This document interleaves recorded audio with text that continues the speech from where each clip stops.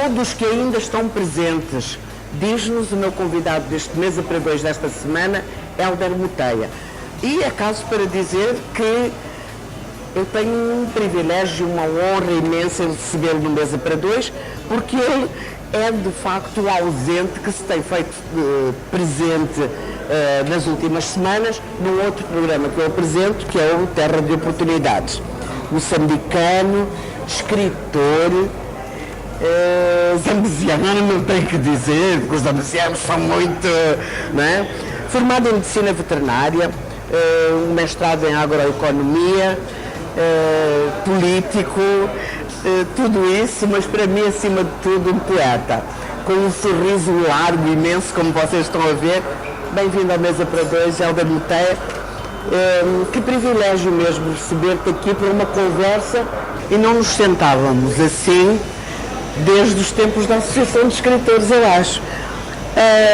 Antes do escritor, do representante da FAO, agora em Portugal, antes do político, antes do médico veterinário, quem é o Hélder Moteia? Esse menino que nasceu na Zambésia, como eu disse, tinha que dizer isto, senão sabem que os zambianos são muito orgulhosos. É verdade.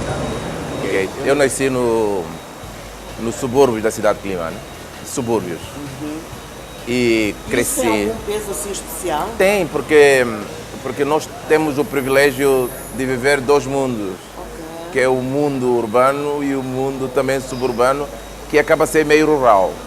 E isso, do ponto de vista cultural, tem uma capacidade de me levar para patamares que são únicos. Portanto, isso na formação cultural do indivíduo. Eu concordo absolutamente contigo. Eu também sou uma suburbana que vivia os dois mundos muito bem, e acho que isso faz de nós um pouco estes híbridos que nós somos, culturalmente. Nascer na Zambésia, nascer em Quelimane particularmente, eu brinco sempre com os meus amigos quelimanenses e não vou deixar de fazer contigo. Ser quelimanense é assim uma coisa diferente. Vocês são muito ciosos da vossa terra, gostam muito daquilo, acham-se o máximo. Não no sentido negativo do termo, porque o termo de ser cioso, orgulhoso e tudo mais pode também ter uma conotação negativa. Mas há a parte positiva, que nós temos muito orgulho das nossas raízes, da nossa cultura, da nossa forma de estar, da nossa forma de ser e da nossa forma também de olhar para a cultura, porque na Zambésia nós olhamos para a cultura como o corredor da nossa vivência, é por ali que nós nos afirmamos. E é por isso que temos muita gente ligada às artes, ligada à cultura, ligada à música, ao teatro. Fala muito bem e tal. Bom, é isso. Olha, diz-me mais uma coisa. Nasceste de uma família, no subúrbio, mas é uma família grande, à moda moçambicana, ou de uma família de quantos irmãos? Não, a família é grande. 8 irmãos. Não, 8 no total, incluindo a mim, não 8 irmãos. Somos, no total, portanto, somos 8 irmãos, 9 irmãos, digamos. 9 no total. E bom, isto era o normal, era a tradição, era fazer muitos filhos, porque na altura não se tinha certeza se todos iam viver. E também dizia-se, era o que os mais velhos diziam, que os filhos são a nossa riqueza. E nós aceitávamos essa realidade como a realidade mesmo, né? Tínhamos que aceitar. Então, de uma família grande, mas também a família moçambicana é sempre muito mais alargada. Quer dizer, eu não me lembro de uma ocasião em que tínhamos vivido na casa pai, mãe e filhos, não. Tínhamos muitos primos a viver em casa, todos, primos, sobrinhos, tios, muita gente. Sempre foi uma casa habitada, uma casa de muita alegria. Faziam o quê? O meu pai, na altura, quando eu nasci, era motorista.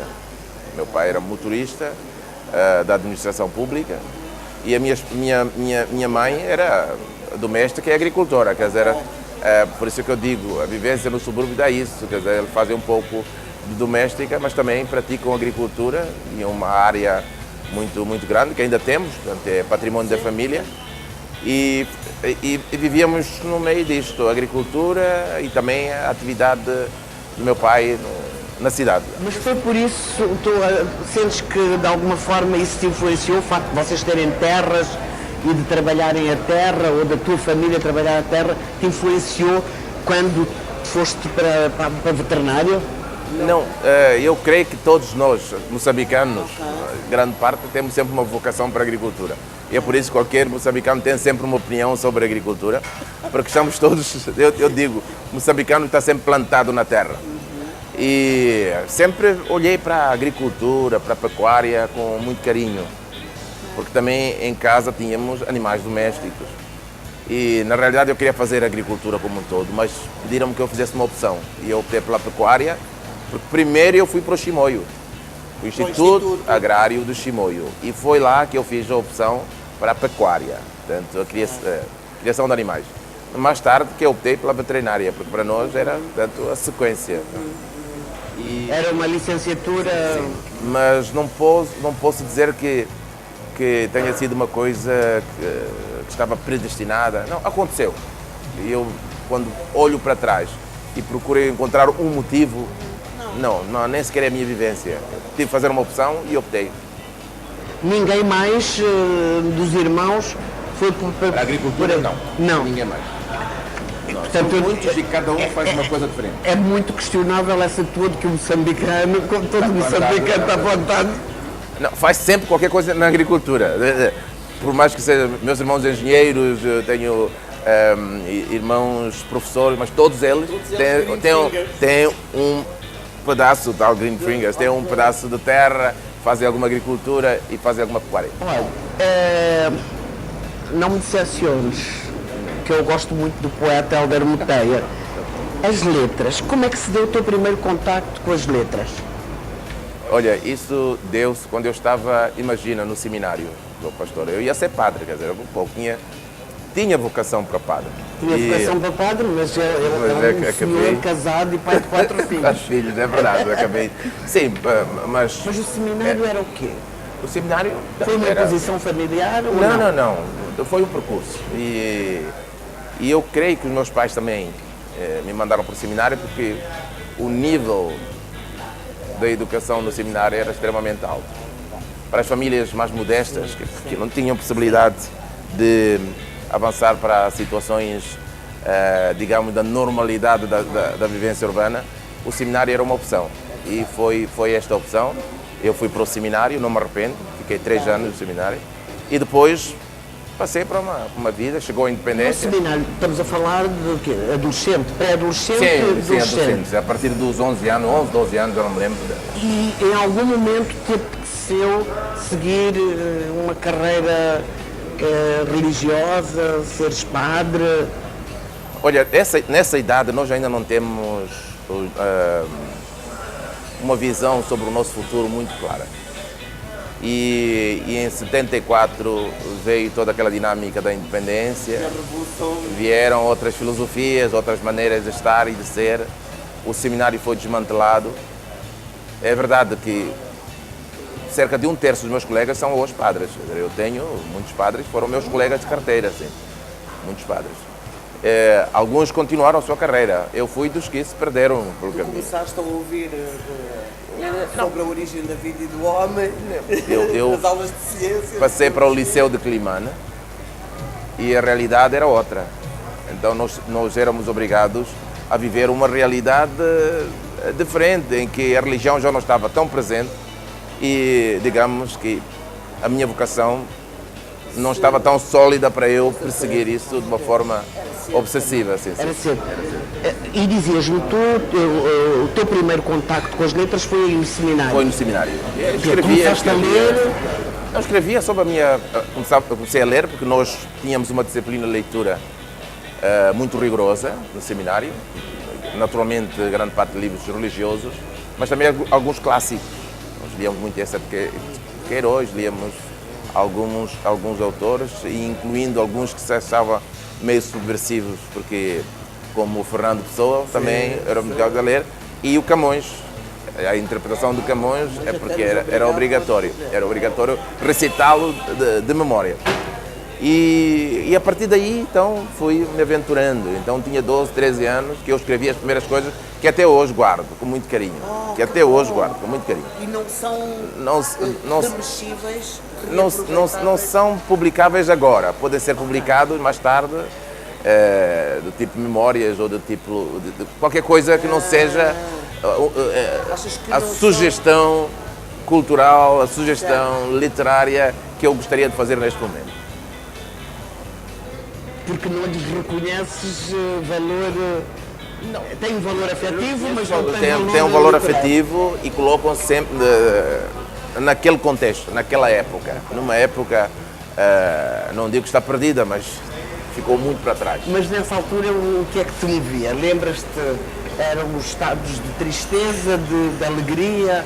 Era Sim, aquela a fase da adolescência nostalgia. de incompreensão imensa? Não, era mais E aí- nostalgia. Porque nessa idade, aos 11 anos, a pessoa tem muita ligação com a mãe. Sim, estava internado. Era um internato. Nós íamos 6 em 6 meses.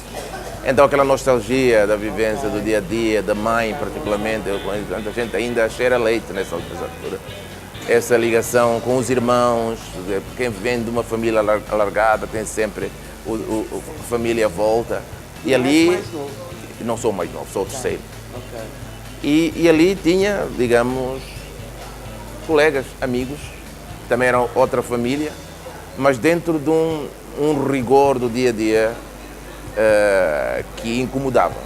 E isso trazia então certa nostalgia.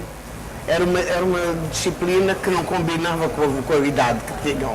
Não, eu nem sequer digo que não combinava, mas havia momentos que me apetecia essa Voar. outra forma de liberdade. Apetecia outra forma de liberdade. Voar. E voar como tu dizes, e voltar aos primórdios, né?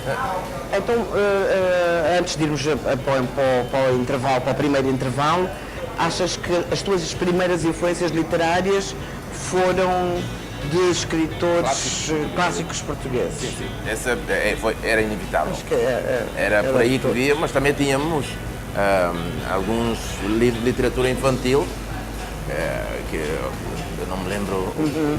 Mas dos entretanto autores. chega a independência Depois chega a independência.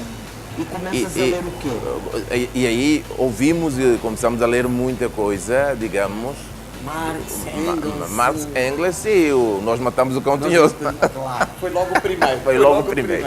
Começamos a ler Nós Matamos, o Craveirinha, a Noémia, começamos a ler o Pepe Tela, alguns autores angolanos. Começamos a entrar um pouco na literatura africana, de libertação, essencialmente. Sim. Da literatura Poesia de africana. intervenção E poesia de intervenção e tudo mais. Somos da mesma geração, começaste a trabalhar cedo. Com, 21 anos. o que é que foste fazer? Qual foi a tua primeira? Eu fui logo para diretor de uma unidade no Choque, imagina. Saí de Climane, da escola, da carteira de Climane, saía de Chimoio. Mas fui visitar meus pais no final do curso e quando chega a Maputo, diz: olha, o senhor foi nomeado diretor. Nem conhecia o local, nem eles me conheciam. Foi uma história interessante. Mas eu aprendi a nadar na água, já fui lançado, aprendi a nadar na água, me lançaram-me lá. E foi uma experiência muito positiva, muito interessante. Choque, imagina. Vou começar a concluir que tu nasceste um político. Não, nessa altura, o cargo de direção que eu tinha nem sequer era muito político, porque não havia grandes exigências políticas. Era de uma unidade pequena produtiva. Era necessário ter o rigor e tudo mais, mas não no sentido, não tinha aquela carga política que outros cargos tinham. Sim, como diretores de escolas, etc. Sim. Olha, vamos rapidamente para o nosso primeiro intervalo. Eu sabia que ia ser assim, não consigo sequer seguir o meu guião de perguntas com o Hélder Muteia, ele que neste momento é representante da FAO em Portugal, mas que para mim começa por ser o nosso poeta, nosso escritor, ele que é médico veterinário, que tem um mestrado em agroeconomia, ou seja, é uma pessoa entendidíssima destas coisas de agropecuária e de veterinária e que é consultor também, mas que é escritor e que já publicou. Neste momento, eu ainda estou para cobrar uma coisa já depois do intervalo, que é o romance. Já são 3 livros de poesia, não é? É. 3 livros de poesia E um de, digamos, de contos. e um... Sim, pronto. Contos e crónicas. Estou à espera... E crónicas. Eu estou à espera do romance. Nhambaro. Eu estou à espera do grande romance sai romance. este ano. Sai este ano, de Sai este certeza ano, absoluta. Daqui a pouquinho eu já volto com ele. Até já.